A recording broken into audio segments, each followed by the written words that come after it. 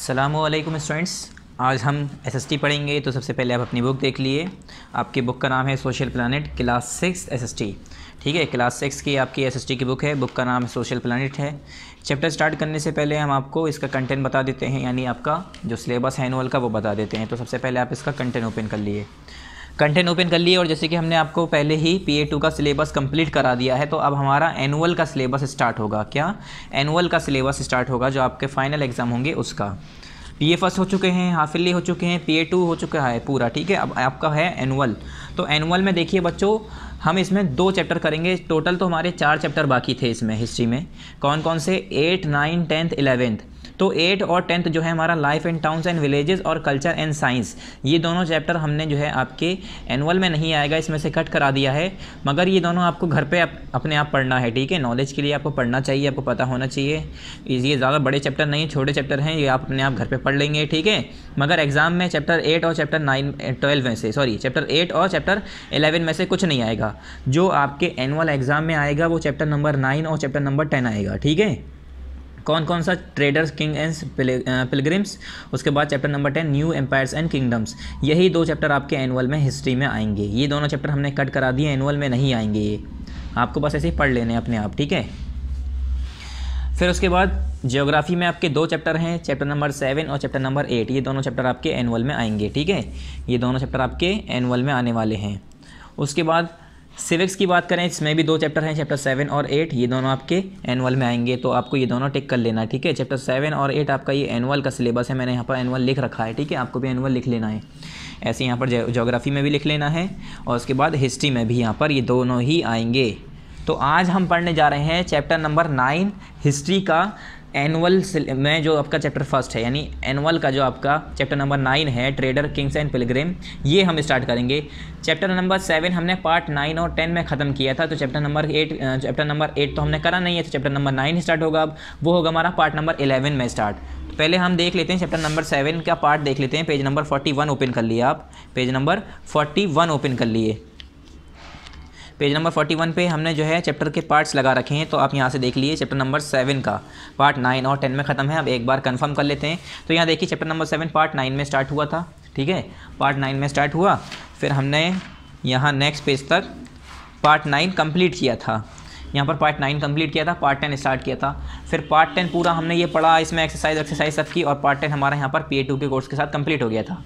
अब हमारा part 11 start होगा। तो चैप्टर नंबर 8 तो हम करेंगे नहीं, चैप्टर नंबर 8 करेंगे नहीं, चैप्टर नंबर हम 9 करने जा रहे हैं। तो चैप्टर नंबर 9 पढ़ेंगे, तो ये हमारा पार्ट नंबर 11 का सिलेबस होगा, इसलिए हमने यहाँ पर पार्ट नंबर 11 लिख रखा है। ठीक है, पार्ट नंबर 11 यहाँ से स्टार्ट होगा। तो चैप्टर नंबर 9 के आगे जहाँ से हम स्टार्ट कर रहे हैं वहाँ पर पार्ट नंबर 11 लिख देंगे, मेंशन कर देंगे और डेट लिख देंगे। तो डेट आपको खुद ही लिखनी है, तो यहाँ पर आप लिख लेंगे part number 11।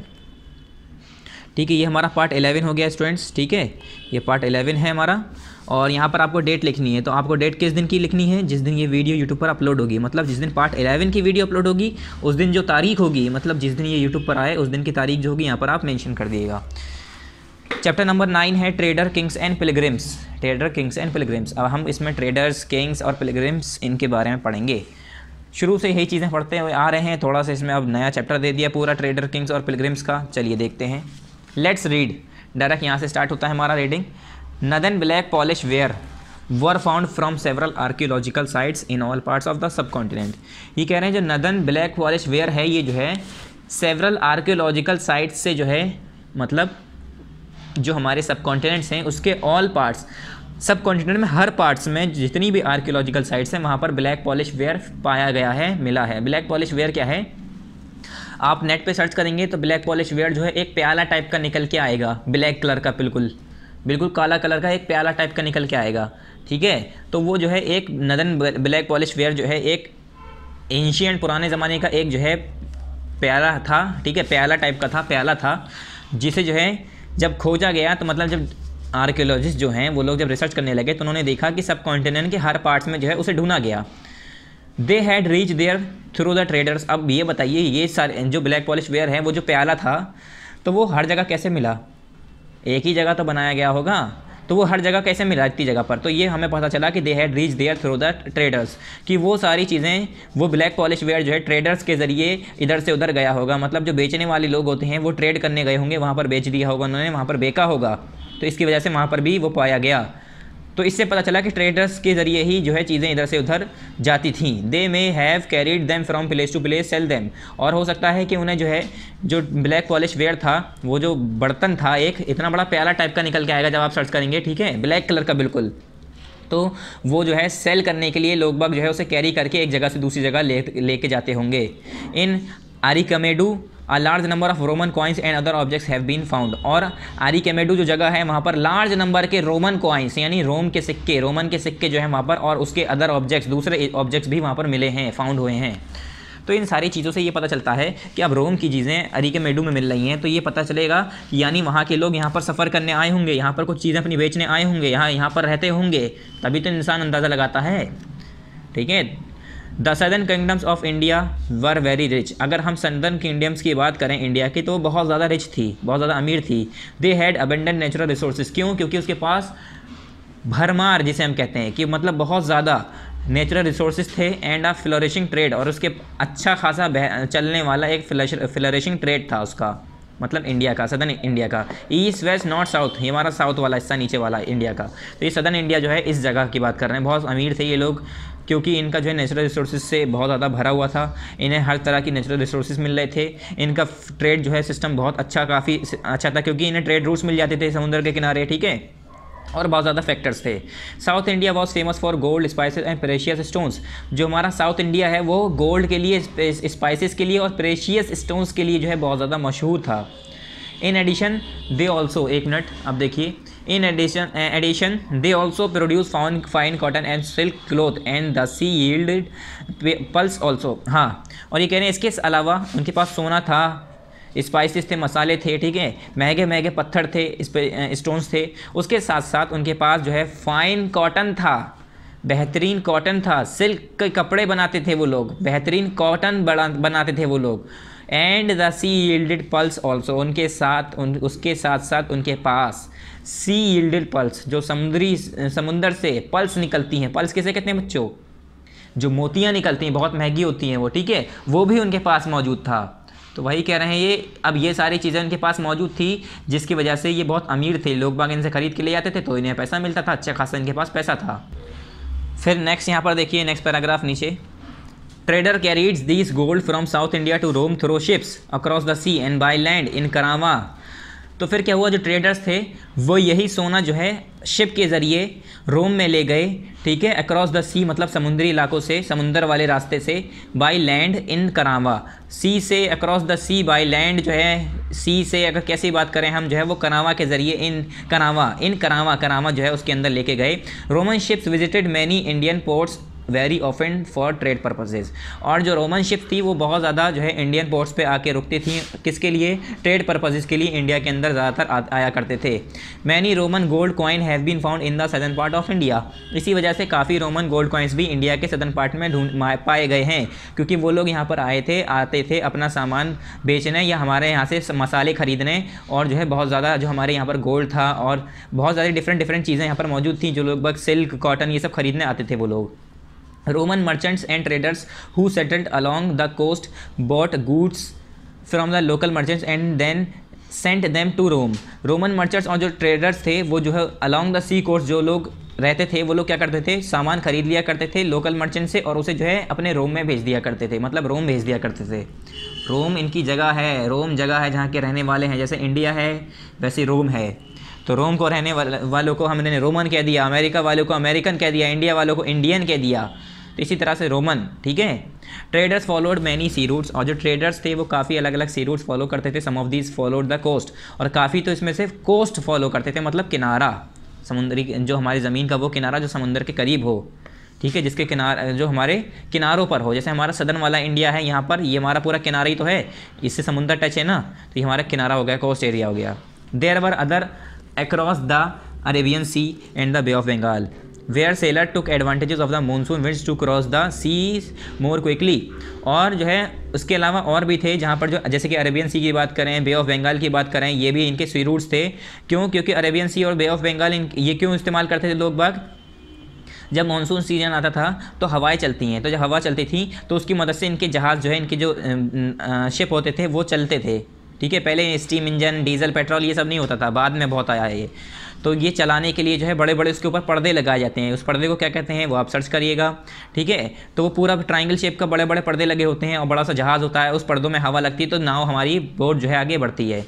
So if they wanted to reach the western coast of the subcontinent from East Africa और Arabia they choose to sail with the south west monsoon. क्या होता था जब, इसीलिए उन्हें जब western coast of subcontinent from East Africa से जब वो जो है western coast of subcontinent में जाना चाहते थे और अरेबिया में, तो वो क्या करते थे, जब साउथ वेस्ट मानसून विंड चलती थी, हवा चलती थी, तब वो लोग स्टार्ट करते थे। क्योंकि मान लो कभी हवा ऐसे चल रही है और आप इधर जाना चाह रहे हैं तो कैसे जाएंगे? वापस आपकी नाव लौट के आएगी, वापस लौट के आएगी। तो जिस साइड हवा चलती थी उस टाइम वो लोग निकलते थे। उन्हें वक्त पता होता था कि अब यह है हवा इधर चलना शुरू हो गई, तब वो निकलना शुरू होते थे वो लोग। For these journeys people had to build very sturdy and strong ships. और इस जर्नी के लिए, इस सफ़र के लिए बच्चों, जो ये लोग थे, इन लोगों को बहुत ज़्यादा स्टडी और बहुत ज़्यादा स्ट्रॉन्ग शिप्स बनाने पड़ते थे, मतलब मजबूत। ठीक है, स्ट्रॉन्ग और स्टडी मतलब मजबूत, सख्त, जो कि ये सारी हवाएं और तूफ़ान ये सब झेल पाएँ, वरना हवाएं इतनी तेज़ होती हैं कि अच्छे खासी शिप्स जो है डूब जाए, बड़ी से बड़ी। ठीक है, तो उसे मजबूत बनाने के लिए, स्ट्रॉन्ग करने के लिए वो काफ़ी बड़ी और मजबूत शिप्स बनाया करते थे, जिससे उन तूफ़ानों को वो क्रॉस कर पाएँ। New kingdoms along the coast. अब बात करेंगे new kingdom along the coast की। अलॉन्ग द कोस्ट मतलब कोस्ट के किनारे किनारे, कोस्ट के सहारे। The region south of river Krishna is known as southern India.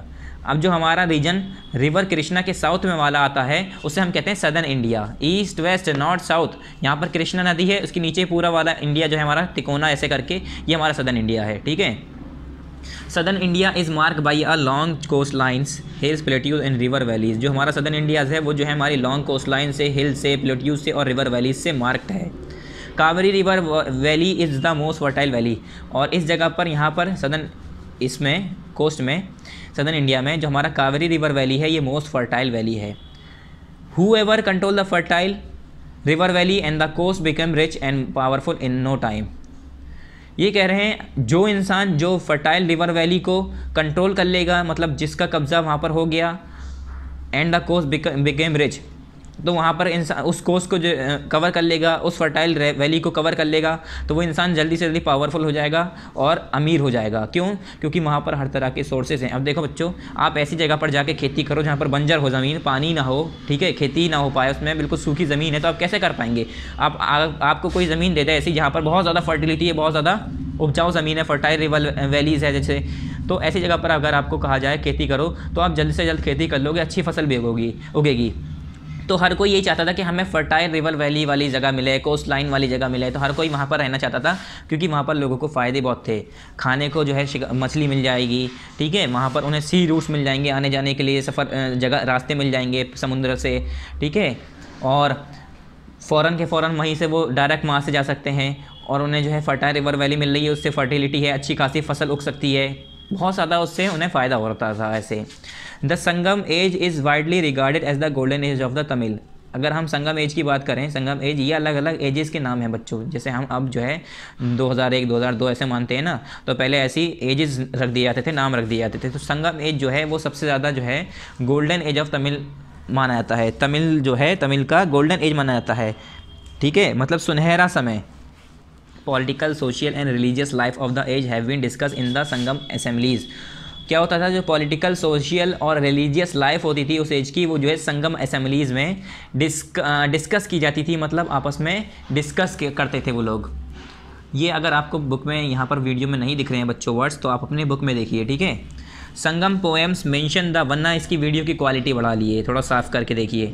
Sangam poems mention the Tamil word Muvendar, where means, where means three chief.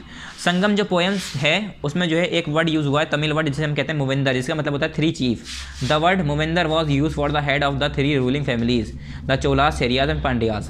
दो ये जो वर्ड है मूवेंदर, ये जो है पोएम्स के अंदर, संगम की पोएम के अंदर मेंशन है। इसे किस लिए इस्तेमाल किया गया? Head of 3 ruling families, 3 ruling families के हेड के लिए इस्तेमाल किया गया है, जिसमें कौन कौन सी रूलिंग फैमिलीज थी? चोलास, चेरियाज और Pandyas. These 3 kingdom were powerful in south India. ये साउथ इंडिया के अंदर बहुत ज़्यादा पावरफुल किंगडम थी, ये दोनों तीनों, चोलास, चेरियाज और पांड्याज। ठीक है। Each of the 3 chiefs had 2 centre of power, 1 inland and 1 on the coast. और हर ये जो तीनों हैं, तीनों के पास ही 2 तीनों के पास ही 2 सेंटर्स होते थे पावर के, एक इनलैंड होता था और एक कोस्ट पर होता था। मतलब चोलास, चेरियाज और पांड्याज तीनों ही अलग अलग थे और तीनों के पास ही 2 सेंटर्स थे। ठीक है। एक सेंटर्स इन्होंने अपने ज़मीन पर ले रखे थे, इनलैंड अंदर वाली ज़मीन पर, अंदर वाले एरिया पे, और एक सेंटर कोस्ट वाले एरिया पे। ठीक है, किनारों वाले एरिया पे। फिर हमारे यहाँ पर the Chola kingdom was situated in the Kaveri delta. जो हमारा कावेरी डेल्टा है वहाँ पर हमारा चोला किंगडम था। The kingdom was popularly known as Cholamandalam. और ये जो है चोला किंगडम जो है उस ज़माने में चोलोमंडलम के नाम से पॉपुलरली जाना जाता था। मतलब पॉपुलरली मतलब जिसे ज़्यादातर, जिस नाम से नॉर्मली लोग बाग जानते हो, हर कोई जिसे जानता हो। ठीक है, पॉपुलर जो हो, मतलब मशहूर नाम। Chola kingdom comprise of modern Thanjavur and Tiruchirappalli. जो चोला किंगडम था उसमें मॉडर्न थंजावुर और तिरुचिरापल्ली भी कंप्राइज था। The capital of Cholas was Uraiyur. जो कैपिटल थी चोलास की, यानी चोलामंडलम जो जगह थी, इन लोग ही चोला जो जहाँ के रहने वाले थे ये लोग, इनकी जो कैपिटल थी, कैपिटल का नाम था Uraiyur. The greatest of the Cholas ruler was Karikala. जो सबसे ज़्यादा पावरफुल रूलर रहे हैं चोला रूलर के, चोलास के जो सबसे पावरफुल रूलर राजा रहे हैं उनका नाम है करिकेला। ठीक है, करिकेला जो थे वो सबसे ज़्यादा पावरफुल रूलर थे चोला किंगडम के। फिर आए यहाँ पर नेक्स्ट पेज पर, पेज नंबर 56 पर। He was constantly, page number 56 पर है। फिर ही वॉज कॉन्स्टेंटली के बाद यहाँ पर देखिए, he was constantly at war with the neighbouring state of Pandyas and the Cheras. अगर हम इनकी बात करें, अभी जो इनका मैंने नाम बताया, ये जो है लगातार इनकी जो है अपने नेबरिंग स्टेट पांड्याज के और चेराज से इनकी लगातार लड़ाई होती रही, वॉर चलती रही। ही डिफीटेड बोथ ऑफ देम।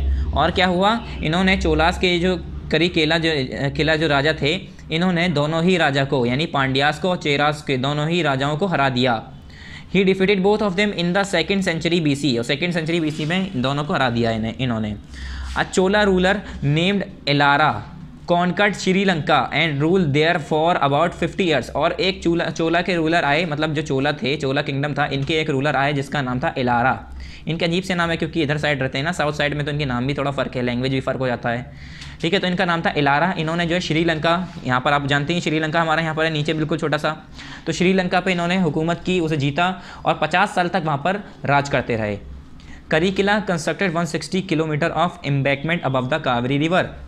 करिकेला जो थे उन्होंने 160 किलोमीटर तक एम्बैकमेंट बनाया कावेरी रिवर के ऊपर इन अबाउट 100 AD। 100 AD की बात करें अगर हम, with the help of 10,000 slaves. मतलब 12,000 गुलामों के साथ, 12,000 मजदूरों के मदद से। 12,000 स्लेव्स थे, उनके गुलाम थे, मजदूर थे, इन्हें मजदूर के तौर पर इस्तेमाल किया और ये एम्बैकमेंट बनाया। विच ही ब्रॉड फ्रॉम श्रीलंका, जो कि ये श्रीलंका से लेकर आए थे। मतलब ये श्रीलंका से 12,000 मजदूर लेकर आए थे इस काम के लिए, एम्बैकमेंट बनाने के लिए कावेरी नदी पर। ठीक है, मतलब बांध लगाने के लिए। As the Chola kingdom was situated near the sea coast. जैसे कि हम सभी को पता है बच्चों कि हमारा जो चोला किंगडम है वो सी कोस्ट के किनारे है, मतलब समुद्री तट के किनारे है, कोस्ट के किनारे है। ठीक है, 1 मिनट बच्चों, इसे थोड़ा सही कर लेते हैं वरना आपको ये वर्ड्स नहीं दिखेंगे। तो आप अपनी बुक में देखेंगे तो ज़्यादा बेहतर है, क्योंकि ये वर्ड्स आपके यहाँ पर हाइड हो जाते हैं, छुप जाते हैं। ठीक है, चलिए आप देखिए। फिर क्या हुआ, as the Chola kingdom was situated near the sea coast they maintain a very strong navy. अब जैसे कि पता था बच्चों कि ये लोग सी कोस्ट के किनारे रह रहे हैं, तो इन्होंने अपनी एक बहुत स्ट्रॉन्ग, बहुत पावरफुल नेवी जो है, पावरफुल नेवी मेंटेन कर रखी थी। क्यों? इन्हें नेवी मतलब अपने सोल्जर बना रखे थे, बहुत कर्री फौज बना रखी थी इन्होंने। क्यों? इस चीज़ की ज़रूरत क्यों पड़ रही थी इन्हें? क्योंकि बच्चों देखो, अब ये इस वाले इलाके में रह रहे थे, इस वाले इलाके में पूरा समुद्री इलाका है, कहीं से भी कोई, पूरी दुनिया में से कहीं से भी कोई भी आके समुंदर से अटैक कर सकता है कभी भी। ये था चोलाज। अब यहाँ पर पांड्याज, यहाँ पर चेराज। चोलाज ने इन दोनों को भी हराकर यहाँ पर भी अपना हुकूमत कर ली थी। अब ये पूरा इनके अंडर में आ रहा था। अब इन्हें जो है यहाँ पर कोई अटैक ना कर दे, क्योंकि समुद्री इलाके से कोई पहाड़, कोई कुछ नहीं था, बस समुंदर था, कहीं कोई भी शिप आए अटैक कर देगी। तो इसके लिए इन्होंने पावरफुल और स्ट्रॉन्ग नेवी तैयार कर रखी थी, इसे अपने आप को, अपनी सुरक्षा के लिए। Karikala founded the new capital of the Cholas at Puhar. उसके बाद क्या हुआ, करिकेला ने एक नई कैपिटल बनाई। कहाँ पर बनाई नई कैपिटल इन्होंने, कहाँ पर बनाई नई new capital of the Cholas at Puhar, Puhar में, जिसे कावेरी पट्टनम कहते हैं, कावेरी पत्तनम, ठीक है। Puhar became a great centre of, क्या, Puhar became a great centre of trade and commerce. फिर बाद में जो यही पोहार जो इन्होंने जो बनाई नई कैपिटल बनाई थी, उसी को इन्होंने एक बड़ा सा सेंटर बना दिया ट्रेड और कॉमर्स का, मतलब वहाँ से इनका ट्रेड और कॉमर्स का काम शुरू हो गया, मतलब बिजनेस शुरू हो गया।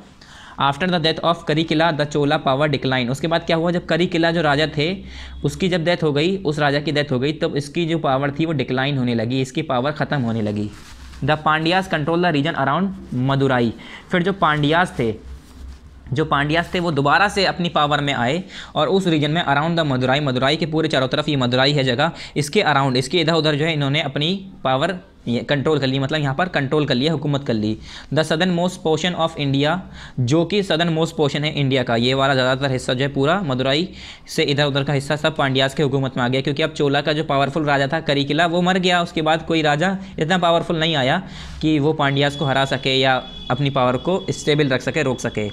तो पांड्यास ने उस जगह को जो है हुकूमत फिर से वहाँ पर हासिल करी। According to the Indica written by Megasthenes, जो मेगास्तीन ने एक बुक लिखी थी इंडिका, उसमें क्या है, the Pandian kingdom was founded by a women who maintain a large army. जो पांड्या की किंगडम थी इंडिका के अंदर, जो मेगास्तीन ने लिखी है बुक, मेगास्तीन ने एक बुक लिखी थी इंडिका, उसमें इंडिया के बारे में लिखा है बच्चों। तो इंडिका के अंदर इस पांड्या किंगडम के बारे में बताया उन्होंने मेगास्तीन ने कि जो पांड्यन किंगडम थी, जो पांड्या की पांडियंस जो थे, पांड्यास जो थे, इनके जो राज शुरू हुआ, जो इनकी हुकूमत शुरू हुई, वो एक औरत के ज़रिए शुरू हुई थी, औरत ने शुरू की थी।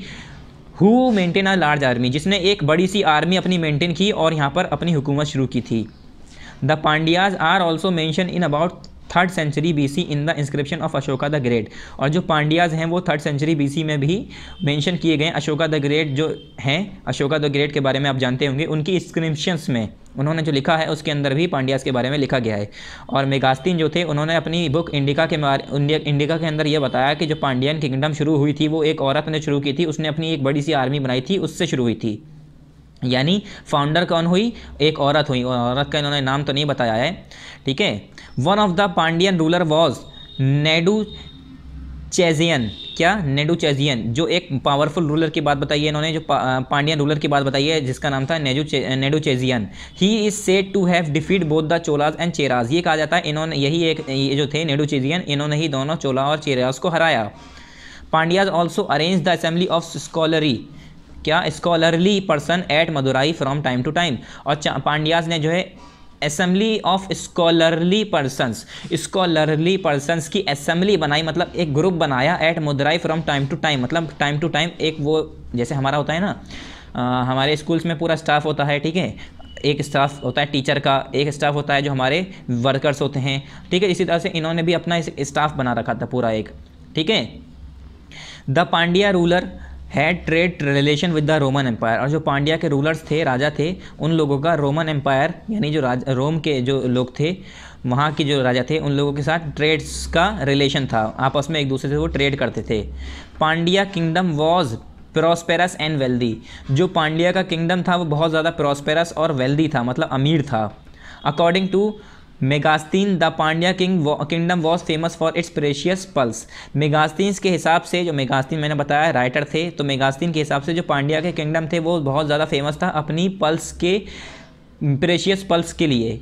मतलब पल्स किसे कहते हैं, जो समुंदर के अंदर से मोतियाँ, बहुत महंगी महंगी मोतियाँ निकाले जाते हैं, तो वो प्रेशियस, महंगे प्रेशियस कहते हैं कीमती जो पल्स मोतियाँ थी उसके लिए बहुत ज़्यादा मशहूर था, क्योंकि इनके पास बहुत ज़्यादा ये कीमती मोतियाँ थी इनके पास, इसलिए ये बहुत ज़्यादा मशहूर थे Pandyas. The Cheras were also known as Kerala Putras. जो चेराज थे उन्हें केराला पुतराज के नाम से भी जानते थे, क्या, केराला पुतराज के नाम से भी जाना जाता है चेराज को। The kingdom extended along the western coast. जो किंगडम है ये वेस्टर्न कोस्ट के किनारे किनारे तक एक्सटेंड थी, फैली हुई थी। They ruled over present day Kerala and some parts of the Tamil Nadu. जो ये थे चेराज, इन लोगों ने जो आज का ज़माना है जहाँ पर हमारा आज केरला और जो हमारा तमिलनाडु है उस जगह पर जो है इन्होंने हुकूमत की थी। देयर कैपिटल वॉज वंजी, इनके कैपिटल का नाम था Vanji. Cheras also had their trade relation with the Romans, Cheras जो थे इनका भी ट्रेड रिलेशन रोमन्स के साथ था, ठीक है।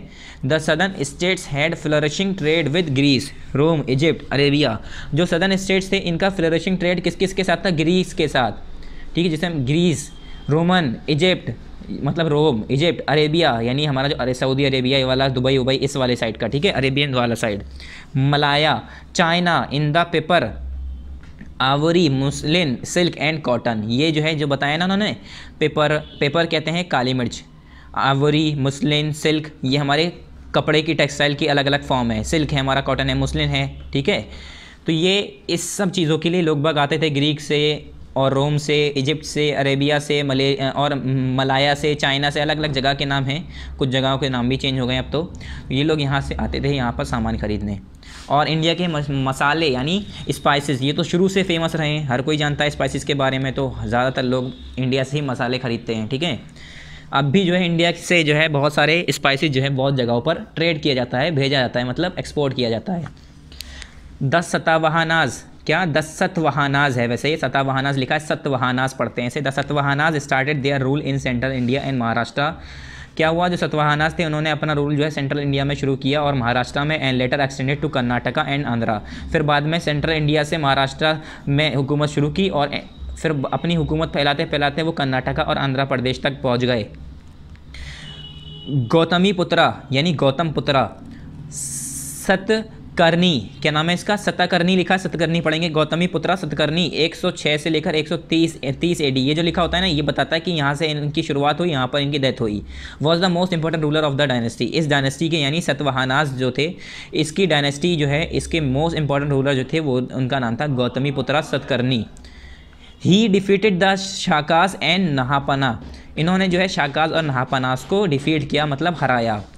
उसके बाद he was succeeded by वशिष्ठिपुत्रा Pulumayi. इनके नाम थोड़े अजीब है क्योंकि ये लोग इस जगह पर रहने वाले हैं। अभी भी अगर साउथ की बात करें तो उनकी लैंग्वेज ऐसी है, हम लोग समझ नहीं पाएंगे।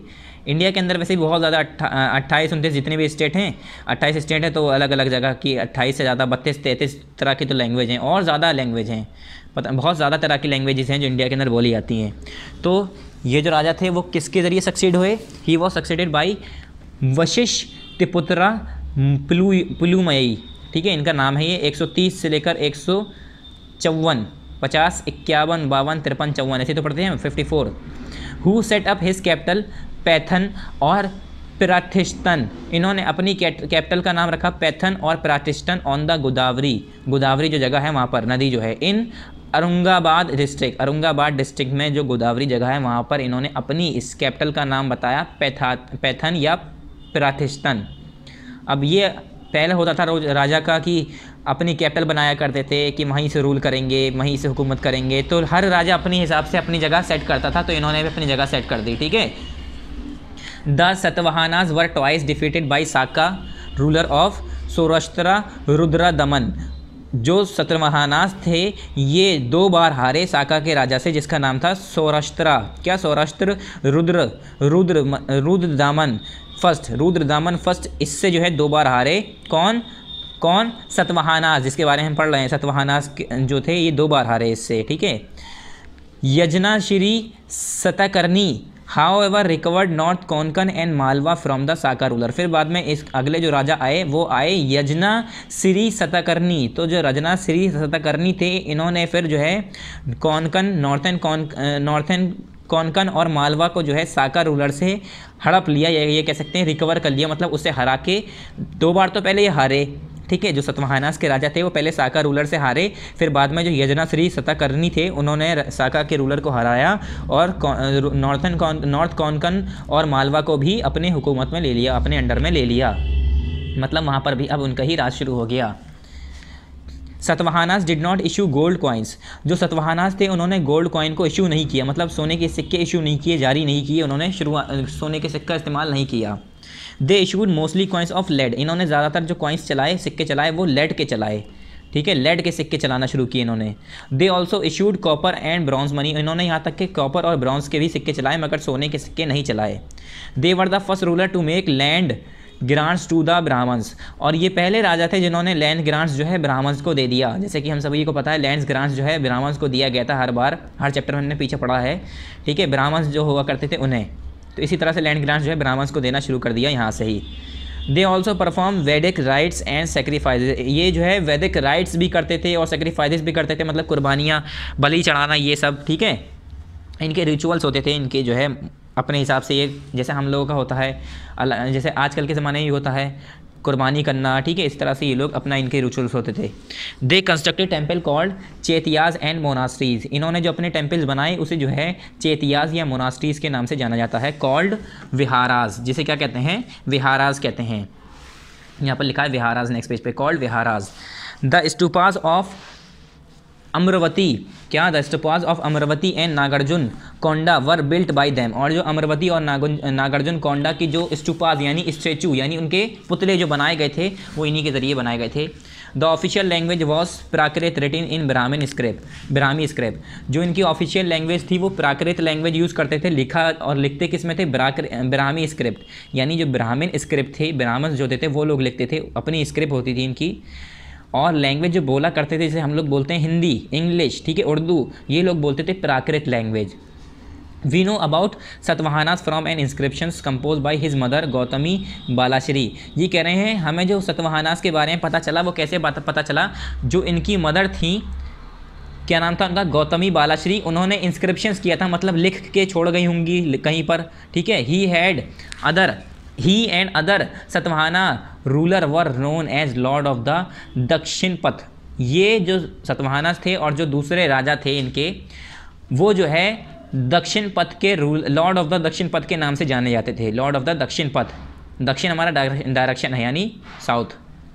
Literary the route leading to the south which was also use as a name for the entire southern region, बाद में क्या हुआ, जो रूट था लीडिंग टू द साउथ, जो साउथ की तरफ जो रास्ता लीड करता था, which was also use as a name for the entire southern region, उसे ही बाद में जो है एंटायर सदर्न रीजन के लिए पूरे एज अ नाम के तौर पर उसे इस्तेमाल करने लगे।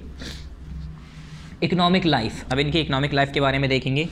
There are many evidences of trade in the Sangam poems, जो संगम पोएम्स हैं बच्चों उसके अंदर ट्रेड के बहुत सारे एविडेंस। पहले क्या पोएम होती थी, पोएम में जो बताते थे वो लोग स्टोरीज़, कथाएं बताया करते थे, पहले ज़माने के बारे में बताया करते थे। तो जो संगम पोएम है उसके अंदर जो है ट्रेड के बारे में काफ़ी ज़्यादा एविडेंसेस, सबूत पाए गए हैं, बताया जाता है उसके अंदर। उसे पढ़कर इंसान, ये जो रिसर्चर हैं इन्होंने समझा, सोचा, पता करा कि इसमें क्या है, क्या बताना चाहा है, ठीक है। किसके बारे में, Sangam poem that shows the south India was famous for gold spices especially pepper and precious stone. इसमें क्या देखा इन्होंने, जब इन्होंने ये पोएम्स पढ़ी, इसके बारे में सबूत मिले, तो इसमें ये देखा कि इसमें जो है साउथ इंडिया जो है वो अपने गोल्ड के लिए, स्पाइसेस के लिए, स्पेशली पेपर और प्रेशियस स्टोन्स के लिए बहुत ज़्यादा मशहूर था उस ज़माने में, ठीक है। उस ज़माने में मतलब वहाँ पर महंगे पत्थर, कीमती पत्थर, हीरे जवाहरात और मसाले, पेपर जिसे हम कहते हैं स्पेशली, यानी हमारा जो काली मिर्च होती है, इस सब चीज़ों के लिए बहुत ज़्यादा मशहूर था। मतलब यहाँ पर बहुत ज़्यादा ये सारी चीज़ें मौजूद थी। Pepper was so much in demand in the Roman empire that is was known as black gold, और जो है पेपर जो है सबसे ज़्यादा डिमांड होती थी रोमन एम्पायर के लोगों के लिए, मतलब रोम के लोग बहुत ज़्यादा पेपर ख़रीदा करते थे यहाँ से, जिसे जो है उस ज़माने ब्लैक गोल्ड के नाम से जाना जाता था। The trader use to travel to different countries through ships across the sea and by land in caravans. क्या होता था, जो ट्रेडर होते थे वो अलग अलग कंट्रीज़ में कैसे जाया करते थे, जहाज़ के ज़रिए। अगर शिप समुद्र से जाना है तो जहाज़ लेते थे, और ज़मीन पे जाना है तो करामा में गुजरते थे। Many Roman gold coins have been found in south India, और काफ़ी गोल्ड कॉइन जो है, रोमन गोल्ड कॉइन जो है साउथ इंडिया के अंदर पाए गए हैं।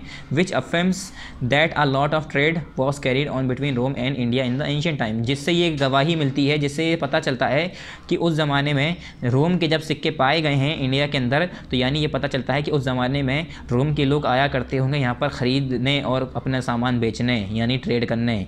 तो इससे लोगों को पता चलता है कि रोम के लोग यहाँ पर आते होंगे। Traders explored several sea roots, अब ये कैसे पता चला कि खरीदने आते होंगे, बेचने आते होंगे, क्योंकि वो सिक्के पाए गए हैं तो अपने सिक्के देकर ही तो सामान खरीदते होंगे, तो लोग बाग को ऐसे अंदाज़ा लगा। Trader explore several sea roots, जो ट्रेडर्स हैं इन्होंने अपने काफ़ी सी रूट्स को भी एक्सप्लोर करे। मतलब अब जैसे कि हम कहते हैं ना कि अगर हमें कहीं जाना है तो हम जो है पहले रास्ता, हम नई जगह पर गए हैं, जैसे कि हमें रास्ता नहीं पता है, वहाँ के रास्ते नहीं पता हैं, तो हम क्या करेंगे, पहले उस जगह पर जा के देखेंगे कि यहाँ से रास्ता कहाँ निकल रहा है, यहाँ का रास्ता कहाँ निकल रहा है, फिर हल्के हल्के करके हमें रास्ता पता चलेगा। तो इन लोगों को, जब ट्रेडर्स थे जो लोग, उन लोगों को अब एक जगह से दूसरी जगह जब जाना होता था तो उन्हें पता होना चाहिए था ना कि रास्ता है कि नहीं है। तो इसकी खोज में जब वो ट्रेड करने निकलते थे, इसके ज़रिए लोगों को रास्ते ही पता चलते गए अलग अलग, कि हम इंडिया से अरेबिया कैसे जा सकते हैं, इंडिया से इजिप्ट कैसे जा सकते हैं, ठीक है, रोम कैसे जा सकते हैं, यूरोप कैसे जा सकते हैं। तो इसके लिए जो है लोगों ने जब सफ़र करना शुरू किया, इससे बहुत ज़्यादा रास्ता भी पता चले, ठीक है। तो यहाँ पर है the traders use to many Roman gold coins have been found, ये पूरा हो गया। उसके बाद trader explore several sea routes, some near the coast while other near the big seas like the Arabian sea and the bay of Bengal. कुछ तो हमारे सी coast के बराबर ही, ठीक है, कोस्ट के ऊपर ही हमारे कुछ इन्होंने रास्ते ढूंढे, कुछ समुंदर के अंदर से रास्ते ढूंढे, अंदर से नहीं मतलब समुंदर के ऊपर से, ठीक है, जैसे कि अरेबियन सी है या बे ऑफ बंगाल है। अब देखो यहाँ से ये रोम यहाँ से पूरा होते हुए आते हैं, या ऐसे करते ऐसे करते तब इंडिया पहुँचते हैं। ये हमारा अरेबियन सी है, हमारा बे ऑफ बंगाल है। ये पूरा अगर अरेबिया से कोई आ रहा है तो यहाँ से पूरा समुंदर से तैरते नहीं मतलब शिप से ऐसे यहाँ तक आएंगे इंडिया में, तो ये अरेबियन सी तो ये रास्ता है।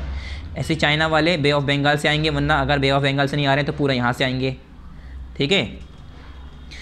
तो यहाँ पर ये पूरा इन्होंने बताया है। उसके बाद sailing along the coast and seas had a benefit as the monsoon winds use the help to the sailors across the seas more quickly, but for that they need strong and powerful ships to withstand the odd climate storm in their long journey. ये कह रहे हैं अब इन लोगों के लिए क्या होता था, एक परेशानी भी होती थी, एक फ़ायदा भी होता था। जब ये लोग सफ़र करने निकलते थे, मतलब अब जैसे कि बच्चों मैं बात करूँ, अरेबिया से लोग बाग इंडिया की तरफ आ रहे हैं, तो जब अरेबिया के लोग चलते थे, जब देखते थे कि इंडिया की तरफ हवा बह रही है, क्या इंडिया की तरफ हवा बह रही है, तो वो अरेबिया से निकलते थे।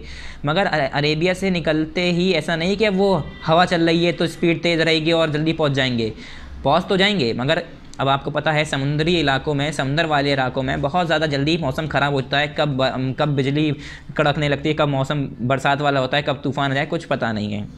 इन सब चीज़ों को झेलने के लिए इन्हें मजबूत, बहुत ज़्यादा मजबूत अपने जहाज़ यानी पानी वाले जहाज़ यानी अपनी शिप बनानी पड़ती थी, क्योंकि अगर कोई कमज़ोर सा जहाज़ लेके उतर जाए कि अब तो हमारा जल्दी से पहुंच जाएंगे, तो जल्दी पहुंचने में तो फ़ायदा है, मगर जब उसके अंदर कोई तूफ़ान आएगा तो वो नाव उनकी जो शिप है, जहाज़ है, वो टूट जाएगा। तो उस जहाज़ को बहुत मजबूत बनाया करते थे कि वो ऑड क्लाइमेट है, जो स्टॉर्म्स हैं, जो तूफ़ान है, उससे जो है लॉन्ग जर्नी, जो लंबा सफ़र तय करना है, वो बचे रहें। इसके लिए मजबूत और काफ़ी बड़े बड़े ताकतवर जहाज़ बनाए जाते थे, काफ़ी अच्छी लकड़ी इस्तेमाल किए करते थे, जिससे इनका जहाज़ जो है, समुद्री जहाज़ जो है, चलता रहे और डटा रहे, ठीक है। The story of the silk root की स्टोरी की बात करते हैं यहाँ पर। सिल्क रूट की story, trade brought India into contact with distance lands. जो इंडिया के अंदर ट्रेड शुरू हुआ, उससे जो है डिस्टेंस लैंड्स से कांटेक्ट शुरू हो गया इंडिया का। मतलब अरेबिया से इंडिया के अंदर लोग बाग खरीदने आ गए, तो अरेबिया वालों को इंडिया वाले जानने लगे, अरेबिया वाले इंडिया वालों को जानने लगे, मतलब कांटेक्ट शुरू हो गया इस तरह से। India traded with west and central Asia. India जो है उसने जो है ईस्ट वेस्ट सेंट्रल, मतलब ईस्ट वेस्ट यानी वेस्ट और सेंट्रल एशिया, हमारा एशिया के अंदर ही तो है सारे, तो इंडिया जो है हमारा एशिया के बिल्कुल नीचे वाले हिस्से पे, तो ईस्ट और एशिया, हमारा जो सेंट्रल और ईस्ट वाला एशिया है, वेस्ट वाला एशिया है, उसके साथ इसका ट्रेड शुरू हो गया था, ठीक है। इसके साथ इन्होंने ट्रेड किया थ्रू द सिल्क रूट। और जो रास्ता होता है, ये जो रास्ता है उसे कहते हैं silk route. Silk was a highly valued fabric in most of the societies. हम सभी को पता है जो सिल्क है वो हाईली वैल्यूड फैब्रिक माना जाता है बहुत ज़्यादा सोसाइटीज़ में। सिल्क कपड़ा जो है हम सभी को पता है कितना वैल्यूएबल है और बहुत महंगा भी आता है अगर आज के ज़माने की बात करें तो। इट्स स्मूथ टेक्सचर, जैसे कि उसका स्मूथ मुलायम टेक्सचर होता है। Rich and glossary look colour attracted everyone. उसका जो रिच और ग्लॉसरी कलर है, उसका जो खूबसूरत कलर और उसका जो रिच, उसका जो अमीरी दिखती है, मतलब वो खूबसूरती उसकी जो है उस कपड़े की जो है हर किसी को अट्रैक्ट कर सकती है। Making a silk was not an easy process. ये कह रहे हैं सिल्क बनाना बहुत आसान प्रोसेस नहीं है। Raw silk has to be extracted from the cocoons of silk worm spun into thread and then woven into cloth. क्या होता था, कच्चा सिल्क, रॉ सिल्क जो है कुकून से, सिल्क वॉर्म के कुकून से जो है निकाला जाता है, उसके बाद उसे स्पिन किया जाता है, धागे बनाए जाते हैं, धागे बनाकर फिर उसे कपड़े में तब्दील किया जाता है, कपड़े बनाए जाते हैं, उसके कपड़े बुने जाते हैं। Around 700 years ago techniques of making silk were first invented by the Chinese. सबसे पहले अगर हम 7,000 साल पहले की बात करें तो जो सिल्क बनाने की टेक्निक शुरू हुई थी वो सबसे पहले शुरू की थी चाइना ने। चाइना को पता चला था कि कैसे सिल्क बनाया जाता है। But the method were closely guarded by for 1000 of years. फिर क्या हुआ, ऐसा नहीं था कि 7,000 साल पहले जो है चाइना को पता चल गया कि सिल्क कैसे बनाया जाता था तो उन्होंने फ़ौरन सबको बता दिया कि सब पता कर लो, देखो ऐसे बनता है सिल्क, तुम भी बनाओ। ऐसा नहीं, इन्होंने क्या किया, इन्होंने काफ़ी साल तक क्या किया, इस राज को दबाए रखा। But the method were closely guard for 1000 of year. हज़ारों साल तक ये तरीका नहीं बताया इन्होंने कि हम लोग कैसे सिल्क बनाते हैं। क्यों? क्योंकि अगर ये बता देते कि हम एक कीड़े से, जो हमारा सिल्कवॉर्म का कीड़ा होता है, उसके कीड़े से उससे हम सिल्क लेते हैं और हम सिल्क का धागा बनाते हैं, फिर उस धागे से कपड़ा बनाते हैं, तो हर कोई जो है उस कीड़े को इस्तेमाल करके उस कीड़े को पालने लगेगा। हम लोग तो नहीं कर सकते, पूरी फैक्ट्रीज़ होती हैं इसकी, तो हर कोई करने लगेगा क्योंकि कीड़े कहाँ नहीं मिलेंगे। ठीक है, इसकी भी बल्कि कीड़ों को पाला जाता है। एक अलग स्पेशल पेड़ होता है, उसके ऊपर कीड़ों को रखा जाता है, वो पेड़ खाते हैं, उसी पर फिर वो बढ़ते हैं तो वो सिल्क कुकून बन जाता है। कुकून बन के फिर वो उसी कुकून को इस्तेमाल करते हैं, उससे सिल्क निकाल लेते हैं और कीड़े को फेंक देते हैं। ठीक है, तो अब इन्होंने हज़ारों साल तक ये तरीका छिपाए रखा, दुनिया को नहीं बताया, क्योंकि अगर दुनिया को पता चल जाता तो लोग बाग इनसे ख़रीदने के बजाय अपना खुद तैयार करने लगते। ठीक है, the Chinese people use to travel long distance on foot to collect raw silk on horseback and on camels. जो चाइनीज़ लोग होते थे वो क्या करते थे, लंबे लंबे रास्तों पर, दूर दूर रास्तों पर जाया करते थे, पैरों पे या घोड़े पर या अपने कैमल पर, और क्या करते थे, सिल्क जो होता था, रॉ सिल्क, कच्चा सिल्क जो है इकट्ठा करके लाते थे। मतलब सिंपल कह सकते हैं, कुकून लेके आते थे, उसकी फिर बहुत सारा अलग अलग प्रोसेस होता है। ठीक है, उबाला जाता है, उसकी खाल निकाली जाती है, बहुत सारा प्रोसेस होता है। आप इसे अगर देखेंगे तो पूरा नेट पे दिखा देगा कि कैसे जो है सिल्क का कपड़ा बनता है। ठीक है, अजीब सा कीड़ा होता है थोड़ा, उसे जो है पूरा बॉयल करते हैं, उसे कीड़े की खाल निकालते हैं, जैसे कि ऐसा लगता है वो कीड़ा ऐसा है, उसके ऊपर सिल्क के कपड़े लगे हुए हैं, रेशे लगे हुए हैं।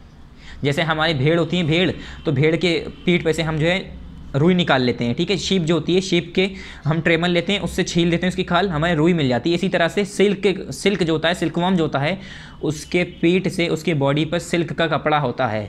मगर वो ऐसा नहीं होता है कि उतारा और पहन लिया। ऊन जो रुई भी होती है, जो शीप से निकालते हैं, उसे भी कंपनी में जाके, फैक्ट्री में जाके उसे साफ़ किया जाता है, उसे मुलायम किया जाता है। इसी तरह से इसके ऊपर काम किया जाता है। उसके ऊपर बाद धागे बनाए जाते हैं, धागे बना के फिर उसका कपड़ा बनाया जाता है। और सिल्क जो है बहुत महंगा कपड़ा होता है। The path they followed came to be known as the silk road. और ये जो रास्ता फॉलो करते थे ना, ये चाइनीज़, ये जो रास्ता फॉलो करते थे, जहाँ जहाँ पर बेचने के लिए जाया करते थे अपना सिल्क का कपड़ा, सिल्क के प्रोडक्ट, उस रास्तों को कह दिया सिल्क रूट।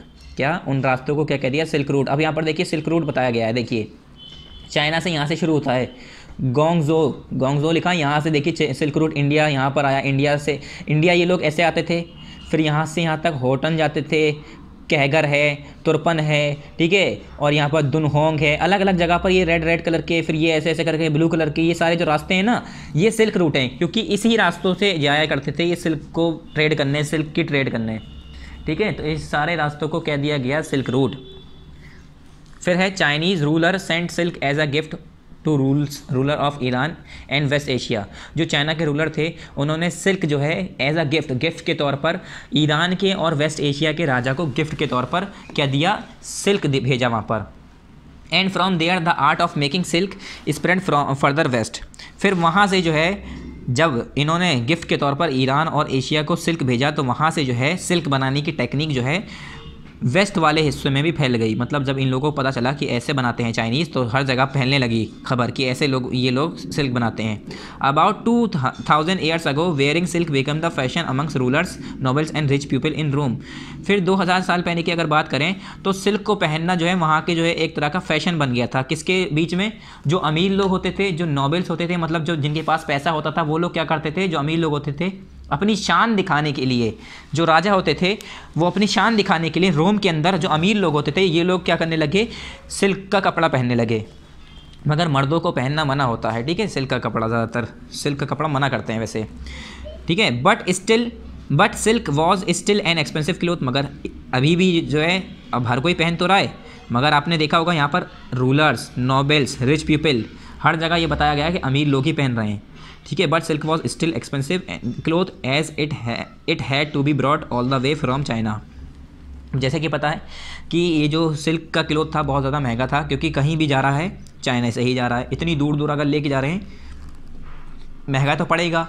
सफ़र करना, पैसा खर्च करना, रास्ते में इतना पैसा खर्च हो जाता है, ख़रीदो पहले इनसे पैसे देके, फिर उसके बाद रास्ते में सफ़र करना इतना लंबा। मान लो कोई रोम से आया ख़रीदने तो उसे तो सालों लग जाते होंगे पहुंचने में, ठीक है। तो बहुत महंगा पड़ रहा था। उसके बाद अलॉन्ग डेंजरस रोड्स होते थे, थ्रू माउंटेन्स एंड डिज़र्ट, पहाड़ी इलाके हैं, रेतीले इलाके हैं, ख़तरनाक इलाके हैं, रास्तों में लुटेरे हैं। पहले ज़माने में ऐसा होता था, जो समुद्री लुटेरे होते थे, समुंदर से अगर कोई जा रहा है पूरा पूरा जहाज़ लूट लिया करते थे, ठीक है। People living along the routes often demanded heavy payment for allowing traders to pass through.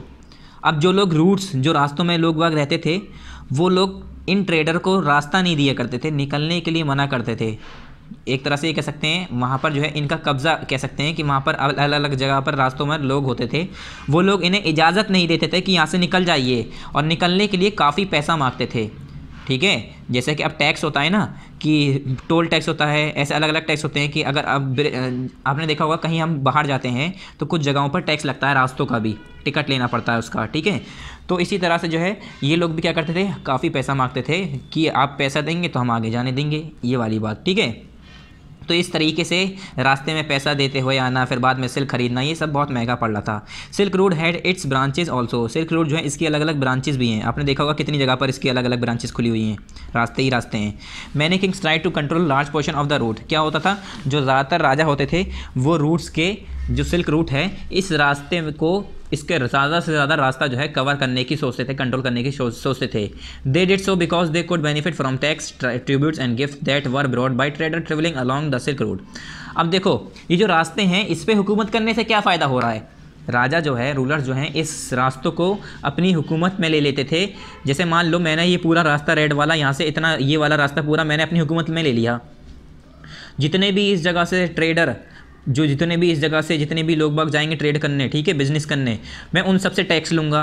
फिर वो लोग जब लौट के आएंगे सामान लेके तो मुझे गिफ्ट देते हुए जाएंगे, सिल्क देते हुए जाएंगे, अपने महंगे महंगे सोने हीरे जवाहरात देते हुए जाएंगे टैक्स के तौर पर। तो इससे क्या फ़ायदा हो रहा है, फ़ायदा ही तो हो रहा है। जब क्या हो रहा है, ट्रिब्यूट्स मिल रहे हैं, टैक्स मिल रहे हैं, गिफ्ट मिल रहे हैं, जो ट्रेडर्स इधर उधर से आ रहे हैं सिल्क रूट के ज़रिए, वो लोग फिर उन्हें पैसा देते थे, तो वहाँ के राजा को फ़ायदा होता था। In return they protected the trader who pass through their kingdoms from attack.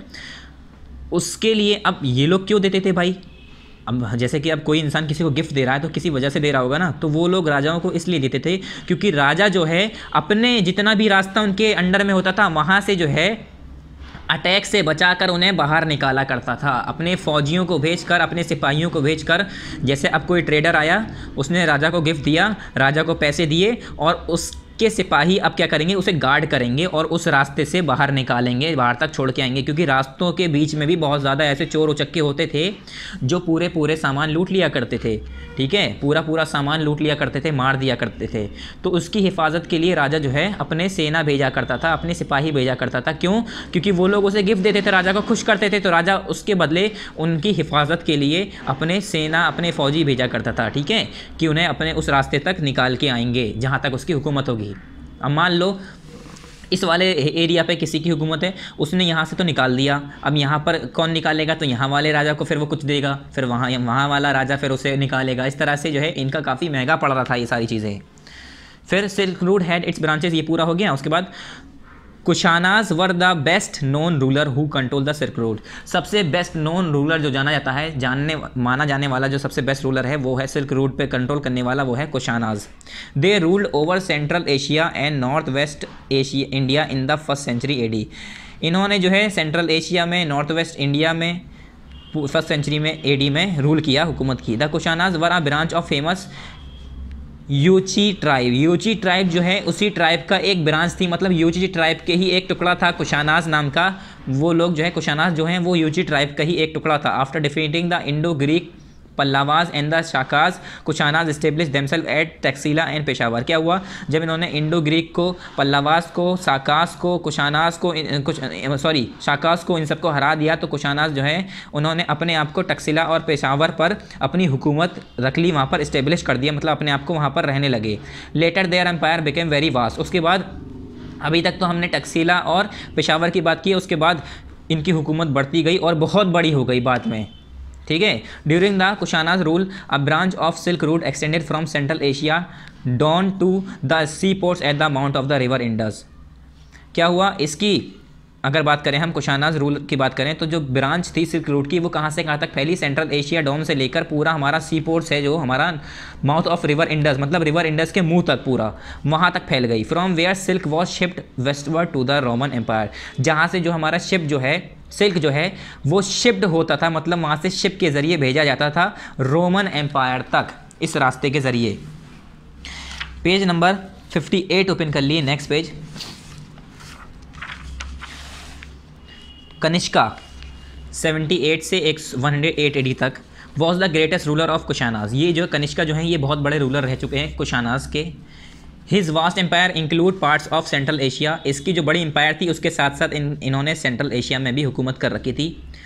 पुरुषापुर modern Peshawar जिसे कहते हैं, पुरुषापुर कहते हैं, आजकल हम उसे पेशावर के नाम से जानते हैं। Was the capital of Kanishka, इन्होंने पेशावर को कनिष्का की कैपिटल बना रखी थी और उस टाइम पेशावर को पुरुषापुर कहते थे, क्या पुरुषपुर कहते थे, हम सिंपल कह सकते हैं।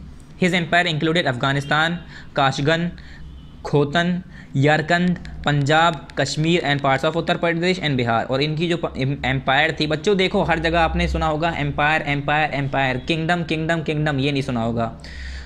तो एम्पायर कहते हैं जब बहुत सारी छोटी छोटी किंगडम मिलाकर एक बहुत बड़ी जगह बन जाती है, मतलब बहुत ज़्यादा बड़ी एरिया हो अगर किसी कंट्रोल में, तो हम उससे ये नहीं कहेंगे कि वो किंगडम है, वो किंग है, हम उससे कहेंगे वो एम्परर है, वो एम्पायर है उसकी, ठीक है। किंगडम बहुत छोटी इलाका होता है, एम्पायर बहुत बड़ा इलाका होता है। तो इन्होंने और कहाँ पर इनकी जो एम्पायर है उसके अंदर कौन कौन से इलाके आते थे, अफगानिस्तान, कशगन, कोटन, यरकंड, पंजाब, कश्मीर और उत्तर प्रदेश और बिहार वाला इलाका, ये सब इनके कंट्रोल में था। Kanishka started a new era, क्या किया, कनिष्का ने एक नया एरा शुरू किया, एरा मतलब समय, ठीक है। विच begin the first years of his rule, कहाँ से शुरू हुआ, जो इनकी हुकूमत का जो पहला साल था वहाँ से। It is known as the Saka era, जिसे हम साका एरा के नाम से जानते हैं। Because of its long use by the Saka satraps of Ujjain, और क्यों, क्योंकि जो है इसका जो है काफ़ी लंबे समय तक जो साका सत्राप्स थे उज्जैन के, उन लोगों ने इसका इस्तेमाल किया, इसी वजह से हम जो है साका एरा के नाम से इसे जानते हैं। The Kushanas were the few rulers of the सब continent who issued gold coins. ये कह रहे हैं जो कुशानाज ही ऐसे कुछ राजा थे जिन्होंने गोल्ड के सिक्के जो है इशू करे। They were use by trader along the silk route, और ये जो है ट्रेडर्स के ज़रिए, सिल्क रूट के ज़रिए, मतलब जो सिल्क रूट के ज़रिए जो ट्रेडर जाया आया करते थे उनके ज़रिए इस्तेमाल होते थे। Trade relations of Kushana existed from with China and western Asia through the silk root. जो ट्रेड रिलेशन था कुशानास का वो किसके साथ था, चाइना के साथ और वेस्टर्न एशिया के साथ, इसी सिल्क रूट के ज़रिए। रूट क्या है, ये रूट क्या है, सिल्क रूट क्या है, ये एक रास्ता है भैया जहाँ से पहले सिल्क रूट, सिल्क मतलब वहाँ से जाया करता था, चाइना वाले सिल्क एक जगह से इधर से उधर बेचा करने जाते थे, या बाकी जो इधर से उधर आया करते थे सिल्क खरीदने, तो उस रास्तों को कह दिया गया सिल्क रूट, ठीक है। इतनी देर से हम सिल्क रूट कर रहे हैं, आपको पता होना चाहिए। Indian product like silk, diamond and other precious stone were in great demand and were widely used. जो इंडिया के प्रोडक्ट है, जैसे कि इंडिया के प्रोडक्ट जैसे सिल्क हैं, डायमंड है और बहुत महंगे महंगे स्टोन्स हैं, पहले ज़माने में बहुत महंगे महंगे स्टोन्स थे, वो उस ज़माने में उसकी बहुत डिमांड थी, हर कोई यहाँ पर चाहता था कि हम इसे ख़रीद कर अपने वहाँ पर ले जाएँ, क्योंकि इसकी बहुत वैल्यू थी। अब राजा जो है वो जो है उसका ताज होगा तो वो चाहेगा मेरे ताज में एक हीरे जवाहरात गड़े हों, महंगे महंगे पत्थर हों, चमकदार दिखे मेरा ताज, ठीक है, दूसरे राजा के मुकाबले मेरा ताज बेहतर हो, खूबसूरत हो। तो इसके लिए राजा क्या करते थे, ये सारी चीज़ें खरीदा करते थे, तो अमीर लोग जो है खरीदा करते थे। तो ये सारी चीज़ें इसीलिए लोग बाग, इसकी डिमांड्स थी बहुत ज़्यादा लोग बाग यहाँ आया करते थे इसे ख़रीदने के लिए, ठीक है। तो इसी वजह से क्या होता है, ज़्यादातर अगर देखें तो आज के मुकाबले इंडिया उस ज़माने में बहुत ज़्यादा अमीर था। पहले लोगों को पता ही नहीं था कि हम गोल्ड के सिक्के यूज़ कर रहे हैं, नहीं करने चाहिए, आगे जाके लोगों को इसका इस्तेमाल होगा या ये वो, कुछ पता ही नहीं था। उस ज़माने में तो लोग बाग जैसे हम लोग नॉर्मल सिक्के यूज़ करते हैं, उस ज़माने में उनके लिए सोने के सिक्के थे, क्योंकि उनके लिए जो ये मेटल था, ये जो मिनरल था बहुत नॉर्मल था। हम लोगों के लिए सिल्वर है हमारे, ठीक है, एल्युमिनियम है, ये सब हमारे लिए जो है आजकल इतनी वैल्यू है, इस हिसाब से उनके लिए ऐसे ही गोल्ड था, क्योंकि गोल्ड ही इसी तरह से मिल रहा था उन लोगों को। मगर बाद में नुकसान कहाँ हुआ, जब इधर से उधर सब लोग लूट के ले गए, ठीक है, और ये ट्रेड के ज़रिए भी हमारी कंट्री से बहुत सारी चीज़ें चली गई। हमारी कंट्री बहुत ज़्यादा अमीर थी, ठीक है। फिर आया maritime routes. Maritime routes क्या है ये? The sea routes join Asia, Africa and the Mediterranean basin into one network where overland trade routes link China to Roman empire. ये मैरीटाइम रूट्स किसे कहा गया है? वो सी रूट्स, वो समुद्री इलाका, वो सी रूट्स जो कि एशिया, अफ्रीका और मेडिटेरियन बेसिन्स को आपस में वन नेटवर्क में ज्वाइन करता है। किससे? Where overland trade routes link China to Roman empire, जहाँ से चाइना और रोमन एम्पायर को भी ज्वाइन होता है। ये सब मिला जहाँ से, मतलब ये जो लिंक हो रहा है आपस में, जो रास्ते मिल रहे हैं, इन सभी को मैरीटाइम रूट्स कहा गया। The main sea routes went from China through the South China Sea. जो मेन सी रूट चाइना से वेंट होता है, मतलब शुरुआत होती है, वो कहाँ से? साउथ चाइना सी से। And the Indian ocean to Basra on the Persian gulf और स्वेज और द रेड सी। और जो हमारा कहाँ से? साउथ चाइना से इंडियन ओशियन से बसरा तक, जो हमारी पर्शियन गल्फ जो है हमारी, या स्वेज और द रेड सी के नाम से जाना जाता है। Where the goods were then carried overland across Persia and Syria और through Egypt to port such as Alexandria serviced by European merchants. क्या फिर उसके बाद जैसे कि अब हम सबको पता है सी रूट्स के ज़रिए ही ट्रेड होता था, तो इसी तरह से सी रूट्स के ज़रिए होता था। फिर बाद में क्या होता था? Where the goods were then carried. उसके बाद में वो गुड्स जो है कैरी करके जो है ज़मीनों के, मतलब ज़मीनों के रास्ते पर, अब हर जगह थोड़ी ना समुंदर मिल जाएगा, तो पहले समुंदर से गए, फिर ज़मीनों पर पहुँचे, वहाँ से जो है पूरा पर्शिया, सीरिया, इजिप्ट, ठीक है, ये इस जगह पर पूरा जो है लैंड के इलाके पर होके जाया करते थे, मतलब ज़मीन इलाके पर, ठीक है। यूरोपियन जो यूरोप के मर्चेंट्स थे वो लोग, मैंने बताया यूरोप बिल्कुल हमारा इधर लास्ट में है, तो यूरोप जो है अब यहाँ से चाइना से अगर जा रहा है सामान, तो पहले समुंदर से इधर उधर जाते थे। समुंदर से क्यों जाया करते थे? वो ईजी पड़ जाया था। ईजी इतना आसान नहीं होता था, मगर हम एक साथ काफ़ी सामान ले जा सकते हैं, क्योंकि हमारे जहाज़ पानी के ज़्यादा बड़े हैं। अगर मैं एक छोटे से घोड़े पर लेके जाऊँ तो घोड़े पर कितना सामान ले जाऊँगा? तो सी रूट्स पर पहले जाया करते थे, फिर वहाँ से फिर ज़मीन आती थी, ज़मीन पर जाया करते थे, फिर वो सीरिया, पर्शिया, इजिप्ट ये सब पार करते हुए पूरा यूरोप तक पहुँचते थे। This water route is called the Indian ocean maritime system. और ये उस ज़माने का जो ये वाटर रूट था, ये जो पानी वाला जो रास्ता था, इसे हम जो है इंडियन ओशियन मैरीटाइम सिस्टम के नाम से जानते हैं। क्या? पीछे देखिए, अभी हमने मैप दिखाया था आपको, तो इस मैप में देखिए पूरा यहाँ से चाइना से रास्ता, यहाँ से बे ऑफ बंगाल है, फिर इंडिया है, फिर अरेबियन सी है, उसके बाद ऐसे करते हुए पूरा पानी का रास्ता ऐसे निकला हुआ अरेबियन सी और इजिप्ट के बीच में से होता हुआ, ठीक है, ये पूरा होता हुआ देखिए यूरोप यहाँ पर है। तो ये जो समुद्री इलाका है, इस रूट को क्या नाम दिया गया था? इंडियन ओशियन, क्या? Indian ocean maritime system. Indian ocean maritime system के नाम से इसे जाना जाता है। The spread of Buddhism. Buddhism का स्प्रेड कहाँ से शुरू हुआ? बुद्धिज़्म कहाँ से फैलना शुरू हुआ? ठीक है, Kanishka was deeply influenced by Buddhism.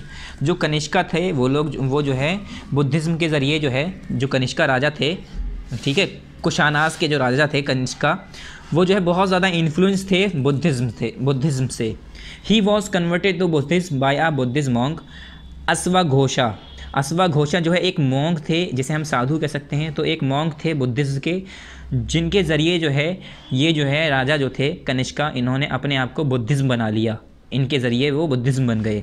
अश्वघोषा is the author of बुद्धाचरिता। बुद्धाचरिता जो किताब है, उसके राइटर, उसके ऑथर मतलब लिखने वाले, ठीक है, जिसके वर्ड्स, जिसकी चीज़ें उसमें लिखी गई हों, तो ऑथर जो है अश्वघोषा ही हैं।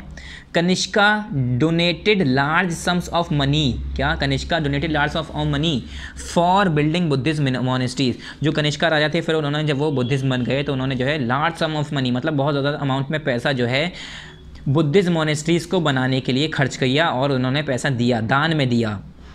डोनेट करना मतलब दान दे देना, बांट देना। ड्यूरिंग हिज रेन मतलब हुकूमत, ड्यूरिंग हिज रेन कहते हैं उनकी हुकूमत का समय, ठीक है, किसी भी की बात करें, तो अभी तो हम कनिष्का की बात करें तो उसी की बात है। During his rain the 4th Buddhist council was held in Kashmir. इनके ही हुकूमत के समय में जो 4th बुद्धिस्ट काउंसिल थी वो कश्मीर में हुई थी। At this council many important decision regarding Buddhism were taken. इस काउंसिल में, ये जो मीटिंग बैठी थी इस इस मीटिंग में बहुत सारे बुद्धिज़्म से रिगार्डिंग, बुद्धिज़्म से रिलेटेड बहुत सारे डिसीजंस लिए गए थे।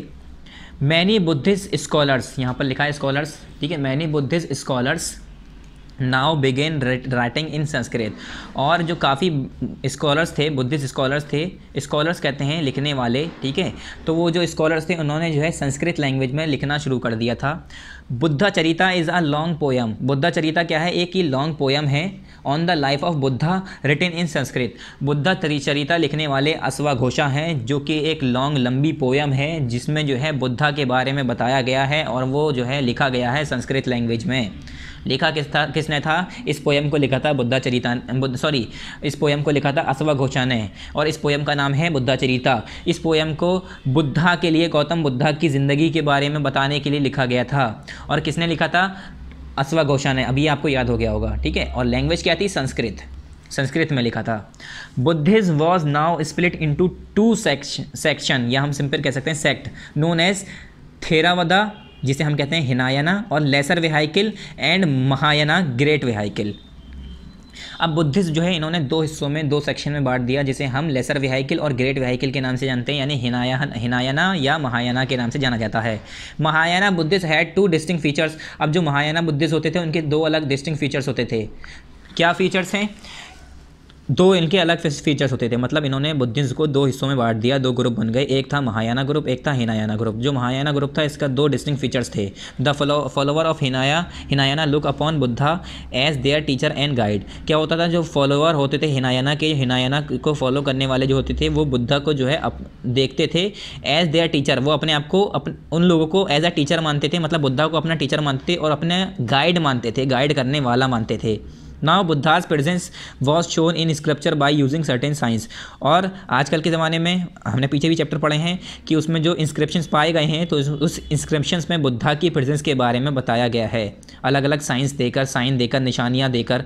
इंस्क्रिप्शन क्या होते हैं? पत्थरों पर राजा लिख कर चले जाते थे, राइटर होते थे, पहले ज़माने के राजा होते थे, वो अपने बारे में लिख कर छोड़ जाते थे। जो हमें मिलता है तो हमें पता चलता है कि अच्छा वहाँ पर एक राजा रहता था, ठीक है। फॉर इंस्टेंस जैसे कि ताजमहल बना हुआ है बच्चों, तो हमें कैसे पता चला? शाहजहाँ ने बनाया है, तो हम कहीं ना कहीं तो पढ़ा होगा, कहीं ना कहीं तो लिखा होगा, या उसके ख़ानदान वालों ने बताया होगा, या हमने ताजमहल देखा है तभी तो हमें यकीन हुआ है हाँ सच में बनाया था। तो इसी तरह से ये सारी चीज़ें मिलती हैं जिससे पता चलता है। फॉर इंस्टेंस मतलब फॉर एग्जाम्पल, ठीक है। His attainment of alignment was shown by sculpture of the people tree. जैसे कि जो इनकी अलाइनमेंट की जो अटेनमेंट थी वो जो है एक स्कल्पचर्स के ज़रिए, जो कि पीपल ट्री के ऊपर एक पुतला बनाया गया था, जो कि इसके ज़रिए इन्हें दिखाया जाता है। ये टक्सिला की फ़ोटो है, ठीक है, टक्सिला जगह है, वहाँ की फ़ोटो है। People also worshipped the images of Buddha and Bodhisattvas. जो लोग हैं, जो बुद्धिस्ट लोग हैं, जो गौतम बुद्धा को मानने वाले हैं, वो लोग क्या करते थे? बुद्धा की इमेजेस को, उनकी मूर्तियों को जो है क्या करते थे? पूजते थे, ठीक है।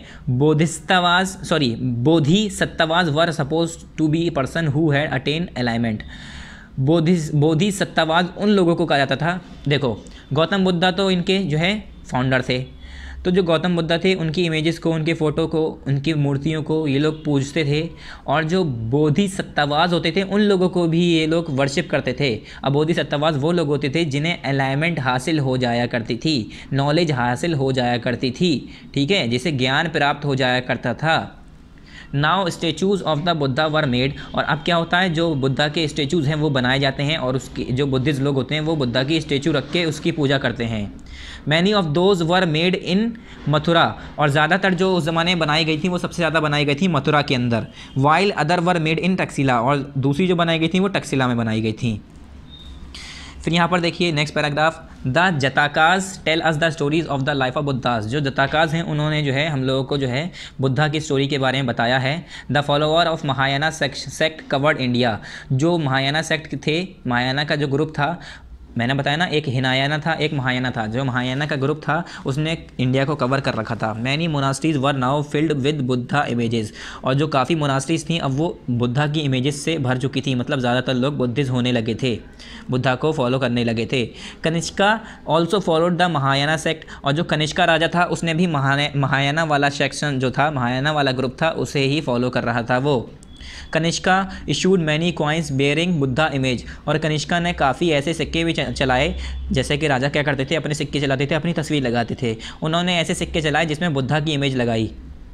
ठीक है। उसके बाद Kanishka took measures to spread the religion of the Buddha to other lands like Tibet, Japan and Korea. इन्होंने क्या किया फिर, जो कनिष्का थे इन्होंने काफ़ी ऐसे काम किए जिससे जो है ये जो spread of religion of Buddha, जो बुद्धा का जो रिलीजन है, बुद्धिस्ट जो है, इस मज़हब को फैलाने के लिए उन्होंने काफ़ी ऐसे काम किए। कहाँ कहाँ तक, तिब्बत तक, जापान तक, कोरिया तक, यहाँ तक भी इन्होंने बुद्धिज्म फैलाया। आप अब भी देखेंगे जापान, चाइना, कोरिया, इन जगह पर ज़्यादातर लोग अभी भी बुद्धिस्ट हैं, गौतम बुद्धा को मानने वाले हैं, फॉलोअर हैं उनके। ठीक है, फिर यहाँ पर नेक्स्ट पेज पर देखिए, the follower of the Mahayana faith worship Buddha as a god. जो महायाना फेथ के, महायाना को मानने वाले जो फॉलोवर थे वो जो है बुद्धा को एज अ गॉड मानते हैं, अपना भगवान मानते हैं, अपना खुदा मानते हैं। They believe that Buddha was an incarnation of God like Rama and Krishna. ये लोग सोचते हैं कि जो बुद्धा है वो एक अवतार हैं, जैसे कि रामा और कृष्णा, राम और कृष्णा जो हैं इन्हीं की तरह इनके जो भगवान हैं बुद्धा जो हैं वो भी एक अवतार हैं इनके। ठीक है, इन्हीं का ही एक रूप है। The follower of Mahayana began to strive for a place in swarga instead of getting nirvana. क्या हुआ, जो फॉलोवर थे महायाना के उन्होंने जो है स्ट्राइव करना शुरू कर दिया लोग जगह के लिए, जैसे कि स्वर्गा इंस्टीड ऑफ गेटिंग निर्वाणा होने से के बजाय वो लोग एक जगह पर रह कर और ज़्यादा क्या करते थे, आपस में इधर उधर चला करते थे, एक दूसरे को बताया करते थे, स्प्रेड करते थे, अपने बारे में बताया करते थे कि बुद्धिज्म क्या है, उसमें क्या बताया जाता है, गौतम बुद्धा ने क्या क्या बताया, उसकी टीचिंग्स को फैलाना। यहाँ पर स्टेचू ऑफ बमियान की स्टेचू दी है। अब ये बमियान कौन है, अभी तक इनका नाम तो आया नहीं है, देखते हैं चलिए। The Mathura school of art flourish in Mathura during the rain of Kanishka. जो हुकूमत का टाइम था, कनिष्का जो राजा थे इनकी हुकूमत के टाइम में एक स्कूल बना था, मथुरा स्कूल ऑफ आर्ट, जो कि इन्हीं के समय में बनाया गया था। The artist made images of the Buddha and Bodhisattvas. जो आर्टिस्ट थे वो क्या करते थे, बुद्धा और बोधिसत्वास की इमेजेस बनाया करते थे। ठीक है, the Gandhara school of art in Taxila also made images of the Buddha and Bodhisattvas. जो गंधारा स्कूल था, क्या नाम है, एक मथुरा स्कूल, एक है गंधारा स्कूल, ये कहाँ का है, टक्सिला में था। ये भी जो है बुद्धा और बोधिसत्वास के क्या करते थे, इमेजेस बनाया करते थे। उसके बाद rich carving and ornamentation are the main feature of the Gandhara school of art. जो गंधारा स्कूल था आर्ट का, उसमें जो है रिच कार्विंग और ornamentation are the main feature of the Gandhara school. ये गंधारा स्कूल का मेन फीचर्स था कि उसे रिच कार्व करके, ठीक है, मतलब खुरेद के इमेजेस बनाना, स्टेचूज़ बनाना। ठीक है, ऑर्नामेंटेशन मतलब उस पर हीरे जवाहरात लगाना, ऑर्नामेंट्स से उसे सजाना, इस तरीके का काम ये लोग फीचर्स थे, इनके मेन फीचर्स थे गंधारा स्कूल के। Mathura school of art produce some fine sculpture of Mahavira and Kanishka also. जो मथुरा स्कूल है आर्ट प्रोड्यूस, उन्होंने जो है मथुरा स्कूल ऑफ आर्ट, जो आर्ट का जो मथुरा स्कूल है, उन्होंने काफ़ी फाइन स्कल्पचर जो है महावीरा और कनिष्का के बनाए हैं। The images were purely Indian in form and were not influenced by any other style. जो इमेजेस थी वो प्योरली इंडियन थी और वो किसी और के ज़रिए, दूसरे स्टाइल के ज़रिए इन्फ्लुएंस नहीं हुई है, मतलब इंडियन स्टाइल में ही उसे बनाया गया था। ऐसा नहीं कि कोई अमेरिकन स्टाइल या रोमन स्टाइल में बनाया गया हो, यानी इससे साफ पता चलता है इंडिया के लोग नहीं बनाया। Two most outstanding pieces of arts by this school are those of standing Buddha and the headless statue of Kanishka. अब ये कह रहे हैं हेडलेस स्टेचू ऑफ कनिष्का, राजा कनिष्का का बिना सर वाला एक स्टेचू, और ये स्टेचू ऑफ बमियान यानी स्टेचू ऑफ बुद्धा, ये मोस्ट आउटस्टैंडिंग पीसेस है आर्ट्स के इस स्कूल के ज़रिए बनाया गया था। ये अभी तक यहाँ पर दिख रहा है आपको फ़ोटो में, तो इसी स्कूल के ज़रिए बनाया गया था। फिर नेक्स्ट पैराग्राफ यहाँ पर देखिए, Buddhist became popular in western and southern state of India. जो बुद्धिस्ट हैं वो वेस्टर्न और सदर्न स्टेट में इंडिया के बहुत ज़्यादा पॉपुलर हो गए। Here dozens of caves were hollowed out of hills for monks to live in. क्या होता था इसमें, जो है जो केव्स होती थी, जो गुफाएँ होती थी, उन्हें जो है hollowed out of hills for monks to live. पहाड़ों में जो है गुफाएँ बना दी जाती थी, हिल्स काट कर उसमें अंदर, जैसे हम कहते हैं ना, काट कर कमरे टाइप के बना दिए जाते थे, गुफाएं टाइप के बनाई जाती थी कि जो मॉन्क्स हैं अगर वो गुजरें तो यहाँ पर आराम कर सकें, वो वहाँ पर रह सकें। Some of these caves were made on the order of king and queens. काफ़ी तो इसमें जो केव्स बनाई गई थी, गुफाएं बनाई गई थी, वो राजा और रानियों के हुक्म से बनाए गए थे। राजा और रानियाँ यहाँ तक के खुद कहते थे कि जो मॉन्क्स हैं, जो वो जब वहाँ से सफ़र करेंगे या वहाँ पर रहना चाहेंगे तो उनके लिए रहने की जगह होनी चाहिए, इसलिए वो लोग खुद करवाया करते थे ये काम। Some were made by the merchant also. कुछ जो है मर्चेंट्स अमीर लोग हुआ करते थे, वो लोग बनवाया करते थे। दीज वर मतलब जैसे हम कहते हैं ना, जैसे कि अब क्या होता है, लोग बाग मंदिरों में मस्जिदों में दान कर देते हैं, मंदिर बनवा देते हैं, मस्जिद बनवा देते हैं, ठीक है। इसी तरह से ये लोग क्या करते थे, उन लोगों के लिए, मॉन्क्स के लिए, मॉन्क्स का काम क्या होता था, एक जगह से दूसरी जगह सफ़र करना। उन लोगों का कोई घर तो होता नहीं था, ऐसे ही रास्ते में ही रुका करते थे। तो इन लोगों के लिए ये लोग जो है पहाड़ों को कटवा कर उसके अंदर से रास्ता बनवाकर, मतलब जगह बनवाकर एक कमरा टाइप का, गुफा टाइप का बनवा दिया करते थे, जिसमें वो आराम कर सकें, ठीक है। These were often located near passes through the western घाट, और ये अभी तक जो है वेस्टर्न घाट्स के पासिस रास्ते जो हैं वहाँ पर अभी भी लोकेटेड हैं। Roads connecting prosperous ports on the coast with cities in the Deccan region, और जो रोड्स थी वो जो है प्रॉस्पेरस पोर्ट्स, मतलब ज़्यादातर पोर्ट्स मतलब जो सी पोर्ट्स हैं वहाँ पर, ठीक है, कोस्ट में जो हमारे किनारे वाले पानी, समुद्री किनारे वाले जो इलाके हैं वहाँ पर पोर्ट्स जो हैं उससे कनेक्ट होते थे विद सिटीज़ के साथ इन the Deccan rain through these passes. इन्हीं रास्तों के ज़रिए ही जो है अलग अलग पोर्ट्स, अलग अलग सिटीज़, अलग अलग रोड्स जो है आपस में ज्वाइन होते थे। ट्रेडर मतलब अलग अलग रास्ते बनाए गए थे बाकायदा। Traders probably halted in these caves monasteries during their travel, और यहाँ तक कि ज़्यादातर जो ये नहीं था कि आप खाली मॉन्क्स के लिए बनाया तो मॉन्क्स ही रहेंगे, जो ट्रेडर्स जो ट्रेड करने आते थे वो लोग भी यहाँ पर रहा करते थे। तो यहाँ पर हमारा पार्ट कंप्लीट हो गया स्टूडेंट्स, ओके। तो यहाँ पर आप सभी लोग लिख दिए पार्ट नंबर 11 कंप्लीटेड। यहाँ पर हमारा पार्ट 11 कंप्लीट हो गया, ज़्यादा बड़ा नहीं करेंगे, पार्ट 11 कंप्लीटेड, ठीक है स्टूडेंट्स। यहाँ पर हमारा पार्ट 11 कंप्लीट हो गया है। अब पार्ट 12 हम यहाँ से नेक्स्ट स्टार्ट करेंगे यहाँ से। तो यहाँ पर आप लिख लिए पार्ट 11 कंप्लीटेड, यहाँ पर हमारा पार्ट 11 कंप्लीट हो गया। यहाँ पर हम करेंगे पार्ट 12 स्टार्टेड। तो इसमें देखो पार्ट 12 में हम क्या करेंगे, पार्ट 12 में the quest of the Pilgrim, ये पूरा हम टॉपिक पढ़ेंगे इसके अंदर। उसके बाद हमारा नेक्स्ट पेज है, हमारा एक पेज ये है, ये पूरा पढ़ेंगे। उसके बाद हमारी एक्सरसाइजेज हैं वो करेंगे स्टूडेंट्स, ठीक है। हमारा ये पार्ट 12 का काम होगा। तो आप जल्दी से इसके कंटेंट पे आइए और यहाँ पर मार्क कर दिए। देखिए स्टूडेंट्स, हमने आज शुरू किया चैप्टर नंबर 9, एनुअल का सिलेबस है हमारा चैप्टर 9, 10 2 चैप्टर आ रहे हैं, जिसमें हमने पार्ट 11 कंप्लीट कर लिया है। पार्ट 12 हमारा रह गया है, वो हम नेक्स्ट टाइम करेंगे। ये हमारा कंप्लीट हो गया है, ठीक है स्टूडेंट्स, ये हमारा कंप्लीट हो गया 11। तो जो चैप्टर हमारे हिस्ट्री में हैं, 2 चैप्टर हमारे ज्योग्राफी में, चैप्टर नंबर 7, 8 ये हमारा एनुअल का, ठीक है। सिविक्स में ऐसी 2 हैं 7, 8 ये हमारे क्या हो गए, एनुअल का सिलेबस हो गया। सो स्टूडेंट्स, ये आपको बस तैयार कर लेना है। नेक्स्ट टाइम हम नेक्स्ट चैप्टर पढ़ेंगे, मतलब इसका पार्ट कंप्लीट करेंगे, फिर नेक्स्ट चैप्टर स्टार्ट करेंगे। थैंक यू वेरी मच, अस्सलाम वालेकुम।